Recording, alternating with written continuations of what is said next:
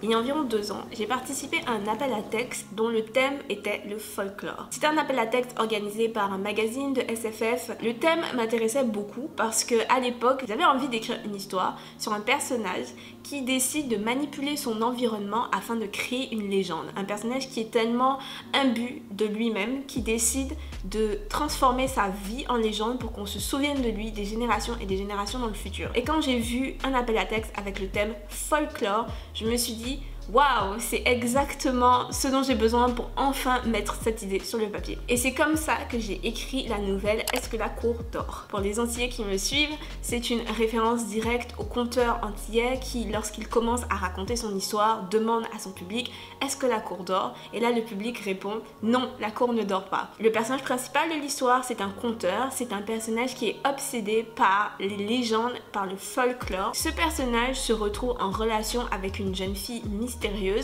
et il est persuadé que cette jeune fille est une sirène, une maman de l'eau, parce qu'en fait il y a beaucoup de rumeurs entourant cette jeune fille, il y a beaucoup de gens qui disent qu'elle est bizarre, qu'elle est sortie de nulle part. Le personnage principal de l'histoire, qui est obsédé par l'idée de créer sa propre légende, décide d'utiliser cette jeune fille pour créer sa légende. Donc il décide de la manipuler de telle sorte qu'elle finisse par croire qu'elle est elle-même étrange, elle-même une créature surnaturelle. Conclusion, le personnage principal de cette nouvelle n'est pas très sain d'esprit du tout. Ma nouvelle n'a pas été choisie. En la relisant, je me suis rendu compte qu'il y avait plein de petites choses qui méritait en fait d'être révisé. Alors je me suis dit, pourquoi ne pas faire une vidéo dans laquelle je vous montre comment je révise des parties de ce texte. Disclaimer, ici, je ne suis pas hyper bonne en révision et en correction. En ce moment, je suis en train de réviser mon roman avec mon éditrice et j'apprends plein de choses dans la manière de retravailler les phrases, retravailler les mots qui sont utilisés. Écrire un premier jet, ça demande certaines compétences. Corriger une histoire, ça demande un autre type de compétences. Je commence à développer mes compétences de réviseuse, correctrice. Fin du disclaimer. Nous y sommes, j'ai ouvert mon document Word. J'ai déjà mis quelques commentaires sur le côté, déjà relu le texte une première fois. J'ai aussi déjà modifié certaines choses, donc par exemple j'ai modifié le premier paragraphe, j'ai modifié le début du texte. Dans la première version, l'histoire commençait par une ligne de dialogue, donc ça commençait par « yé crie ». Et si je peux éviter une ligne de dialogue comme première ligne d'un texte, généralement j'évite. Un texte peut tout à fait commencer par une ligne de dialogue, c'est juste que personnellement je n'aime pas trop commencer par une ligne de dialogue. Je vais vous lire je vais vous lire ce paragraphe-ci. La mère gémissait et noyait la voix de Zach. Il devait presque crier pour dominer son roulement et les craquements du feu. Yé crie. Dans la lueur sanguine des flammes, les yeux des enfants brillaient comme ceux d'une famille de Manikou. Zach attendit leur réponse et toute l'énergie contenue dans ce bref instant fit éclore des étincelles d'excitation le long de son échine. Yé craque. Donc, c'est le début de l'histoire. Zach, mon personnage principal, diminutif de Zachary, raconte une histoire. Il y a pas mal de petites choses que je veux changer dans ce paragraphe, dans cette première partie, c'est pas vraiment un paragraphe.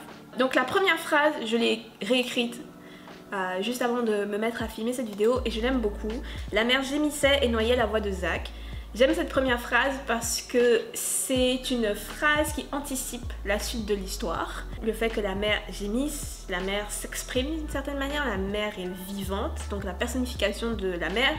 Et le fait qu'elle noie la voix de Zach qui raconte des histoires. Donc j'aime beaucoup cette phrase, je vais la laisser comme ça. Par contre, il devait presque crier pour dominer son roulement et les craquements du feu. Je sais que c'est l'une des choses que je fais beaucoup, j'utilise beaucoup presque et quasi. Généralement quand je révise mes manuscrits, j'essaie d'enlever le plus possible mes presque et mes quasi. Là, je vois pas pourquoi j'utiliserais le mot presque, surtout dans le tout premier paragraphe de l'histoire. Donc je vais changer cette phrase là, je vais mettre qu'il doit crier, il dut crier. Si je fais des fautes de conjugaison, orthographe, grammaire, ne regardez pas.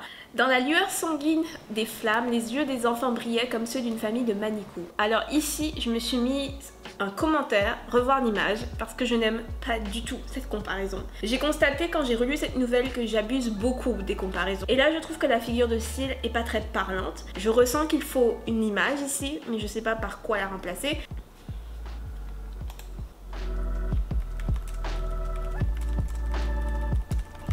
Ok, pour l'instant je remplace par ça, mais il se pourrait que je revoie ça. Je ne suis pas... J'évite aussi d'utiliser le mot prunelle comme synonyme de yeux. Je ne sais pas pourquoi je n'ai jamais aimé ce synonyme. Mais cette comparaison a plus de sens que celle qui était là avant.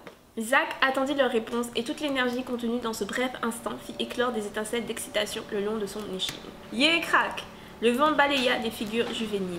Zack les observa en comptant les secondes de silence dans sa tête. Il garda la bouche close, le temps que l'océan se retire et revienne sur la plage comme une grande inspiration. « Est-ce que la cour dort » demanda-t-il alors d'une voix plus douce. « Non, la cour ne dort pas » répondirent les enfants sur le même ton. Les flammes du feu de bivouac s'élevèrent dans une gerbe d'étincelles. La lune les regardait, un œil unique au milieu des étoiles. Zack contempla ses reflets mouvants sur la mer avant de se lancer dans le premier conte de la soirée.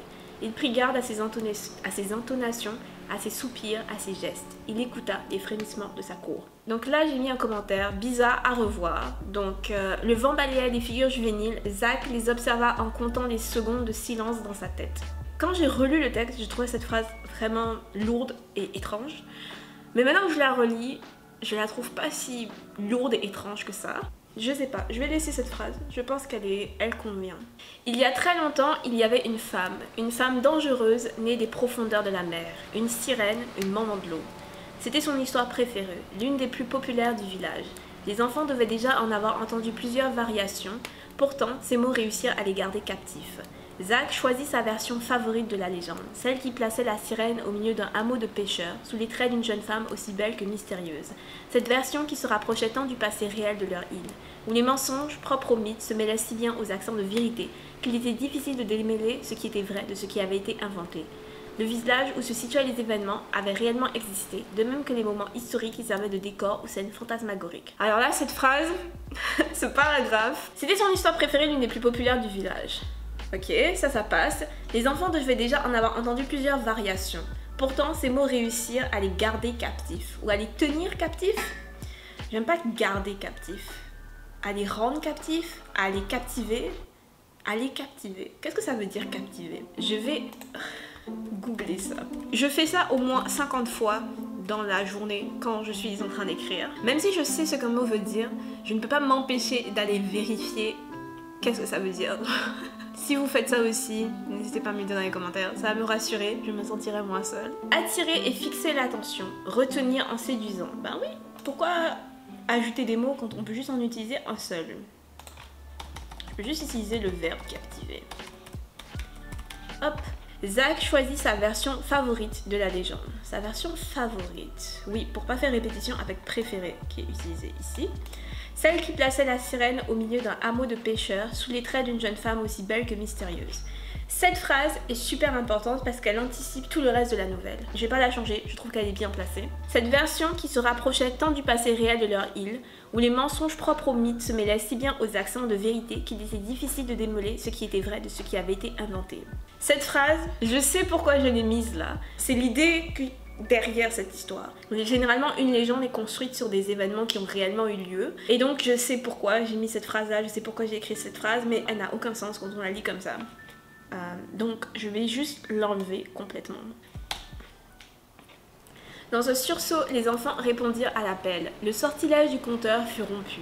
Comme des poupées de chiffon, de nouveau sous l'emprise de leurs marionnettistes, les spectateurs se remirent à bouger et à chuchoter sous le couvert du vent et du ressac.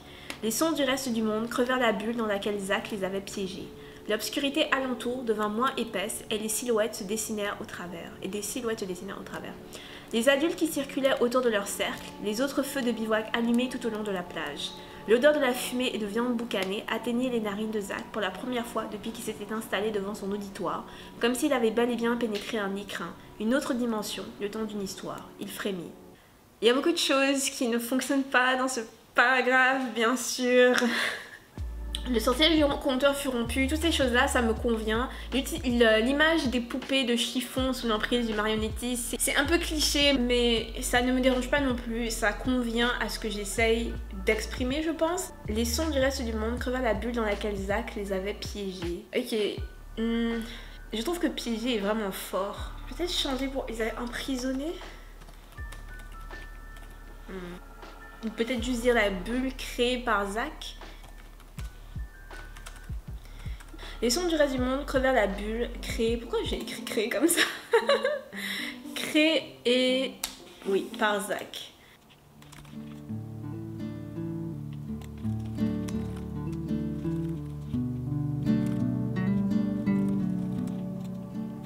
Zach, qui n'avait accordé qu'un vague intérêt à la dispute des enfants, fut parcouru de frissons en entendant ces paroles. Plus tard, quand il y repensera, il se dira que c'était cet instant, cette conversation qui avait été l'incipit. Zach imagina qu'il était un aventurier, un héros mythologique accomplissant sa destinée. Chaque ombre devint un ennemi, ployant le genou et s'écartant sur son passage. Je vais enlever s'écartant sur son passage. Chaque ombre devint un ennemi, ployant le genou. Les paroles des enfants tournaient dans sa tête. Ils l'ont retrouvé emmailloté dans les algues sur les rochers de la berge. Il songea à l'histoire qu'il aurait pu raconter si c'était lui qui l'avait retrouvé. Les récits que rapporteraient les conteurs s'il avait été l'homme noyé. Ah, j'aime le fait que ça rime. Il se demanda quelle aurait été la part de mensonge. La fiction l'aurait immortalisé, le folklore l'aurait sanctifié et il n'aurait plus jamais eu à souffrir de l'ennui. Mais Zach ne souffre pas de l'ennui.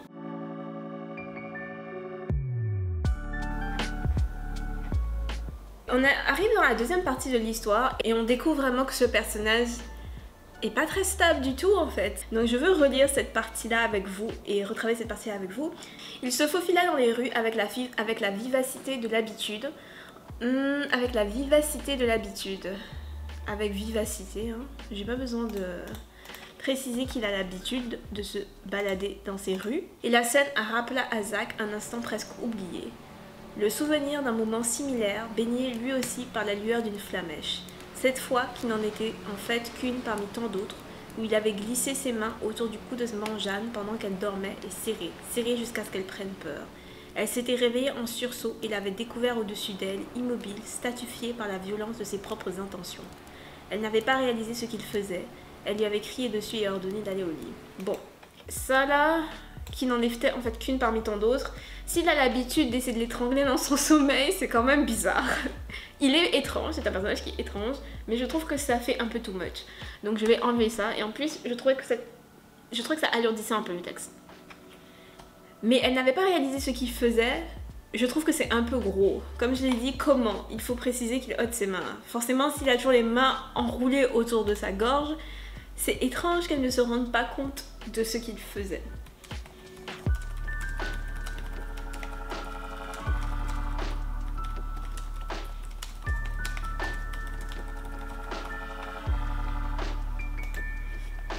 Je vais enlever la partie sur elle lui crie dessus et lui demande d'aller au lit parce que je trouve que ça crée plus de tension de terminer le paragraphe sur il avait ôté ses mains avant qu'elle ne se rende compte de ce qu'il faisait. Terminer le paragraphe sur cette action, ça crée plus d'action, ça crée plus de tension.